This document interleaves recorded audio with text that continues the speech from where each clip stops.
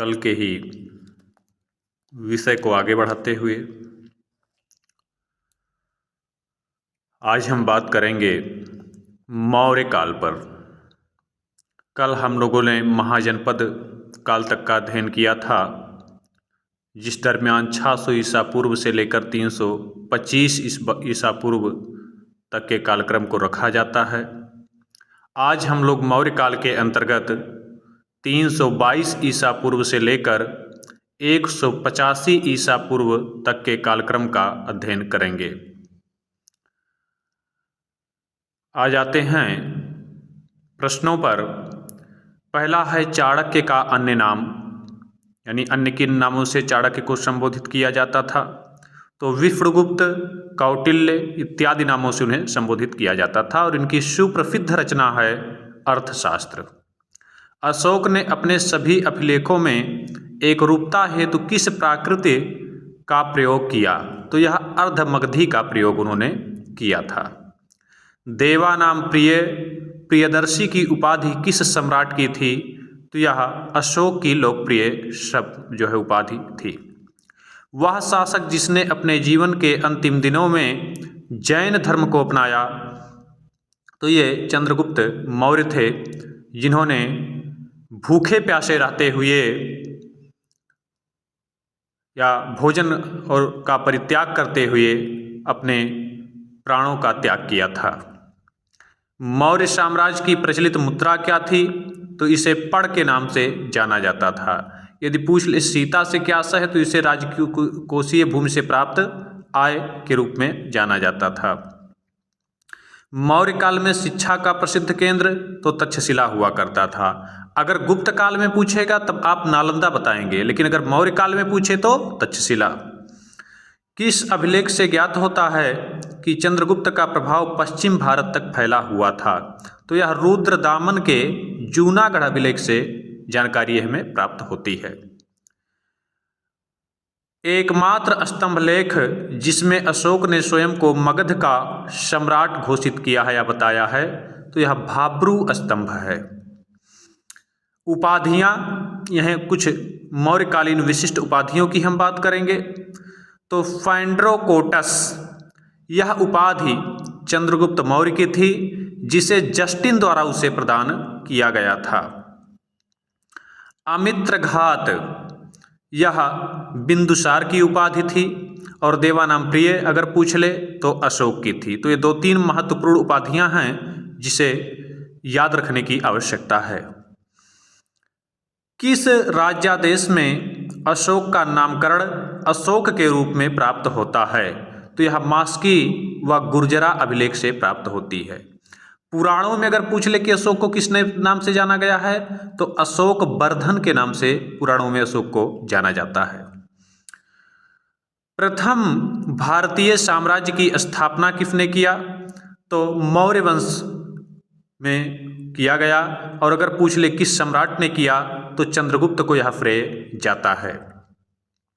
अशोक के शिलालेखों को पढ़ने वाला प्रथम अंग्रेज कौन था? अगर इसमें 2 प्रकार से प्रश्न पूछा जा सकता है। अगर यह पूछे कि प्रथम व्यक्ति कौन था, तब भी जेम्स प्रिंसेप होगा। प्रथम अंग्रेज कौन था, तब भी जेम्स प्रिंसेप ही होगा। 1837 में इन्होंने इसे पढ़ने में सफलता पाई थी या अर्जित की थी। फिर प्रश्न है कि कलिंग विजय का वर्णन अशोक के किस शिलालेख में है? तो यह अशोक के 13वें शिलालेख में है। अशोक के अधिकांश अभिलेख किस लिपि व भाषा में हैं? तो यह मूलतः ब्राह्मी लिपि व प्राकृत भाषा में हैं। श्रीनगर का संस्थापक बार बार प्रश्न पूछा गया है, तो अशोक को माना जाता है। अशोक व बौद्ध धर्म के बारे में थोड़ा सा हम लोग जान लें। तो अशोक ने बौद्ध धर्म ग्रहण कब किया? तो यह मूलतः कलिंग युद्ध के बाद उनका हृदय द्रवित हो गया भारी रक्तपात को देख के, और तत्पश्चात उन्होंने बौद्ध धर्म को ग्रहण किया, अपनाया। किसके प्रभाव से? तो निग्रोध के। दीक्षा किससे ली? तो उपगुप्त से। किस ग्रंथ में शूद्रों के लिए आर्य शब्द का प्रयोग किया गया है? तो अर्थशास्त्र में कौटिल्य के। मौर्यकालीन शब्द कुछ हैं और उनके हम आशय यहाँ जानेंगे।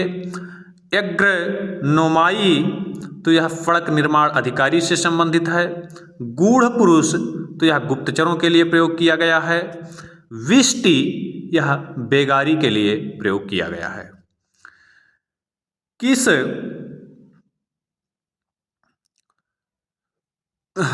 बेगारी के लिए प्रयोग किया गया है। किस माह मौर्यों का राजकोष वर्ष आरंभ होता था? तो आषाढ़ माह, या जिसे आप अंग्रेजी में जुलाई कहते हैं, यानी आषाढ़ माह से उनका राजकोषीय वर्ष आरंभ होता था। महत्वपूर्ण प्रश्न है। किसने कहा भारतीय लेखन कला से अनभिज्ञ थे? तो यह मेगस्थनीज ने कहा है। कितना सही है ये सब आप जानिए, क्योंकि मेगस्थनीज के जो है वर्णन या बहुत प्रामाणिक नहीं माने जाते हैं, क्योंकि काफ़ी चीज़ों में, जैसे जब भारतीय समाज के विभाजन की बात करते हैं मेगस्थनीज, तो वह 7 भागों में भारतीय समाज को बांटते हैं। यानी अगर कभी भी आपसे पूछ ले कि मेगस्थनीज ने भारतीय समाज को कितने भागों में बांटा है, तो 7 भागों में उन्होंने बांटा है। तो कई चीज़ें हैं भाई, विदेशी तो हो सकता है कि कुछ समस्याएं रही हों, कुछ चीज़ें उनको ना भी समझ में आई हों, तो जो भी हो। फिर प्रश्न आ जाता है कि किस शिलालेख में अशोक ने घोषणा की कि सारी प्रजा मेरी संतान है या संतति है? तो पृथक कलिंग शिलालेख में। मौर्य कला का सर्वश्रेष्ठ नमूना किसे माना जाता है? तो स्तंभ को माना जाता है, यानी स्तंभों के निर्माण में मौर्य काल का एक सर्वश्रेष्ठ या विशिष्ट स्थान है।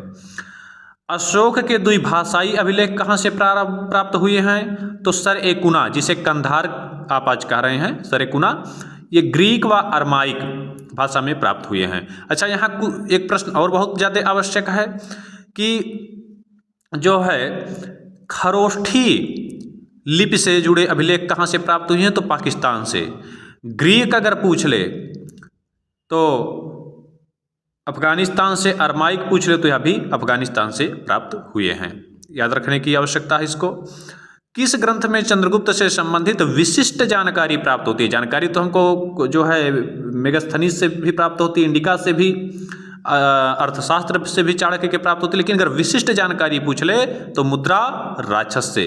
अगर आप पूछ ले कि किस ग्रंथ में चंद्रगुप्त को हीन वंश का बताया गया है, तो यह भी मुद्रा राक्षस में ही कहा गया है। 25वां है, किस बौद्ध ग्रंथ में अशोक से संबंधित विवरण प्राप्त होता है? तो महावंश से।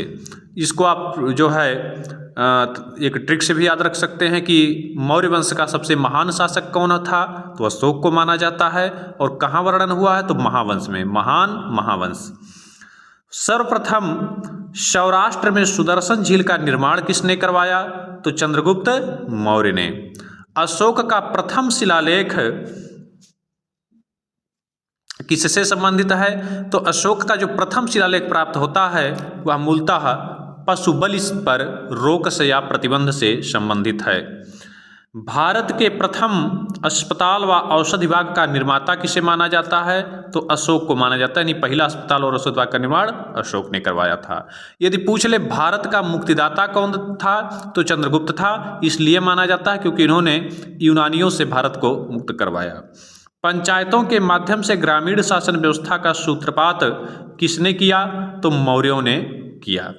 तो इस प्रकार से हम लोग मौर्य वंश से संबंधित मौर्य काल से संबंधित महत्वपूर्ण प्रश्नों से अवगत हुए।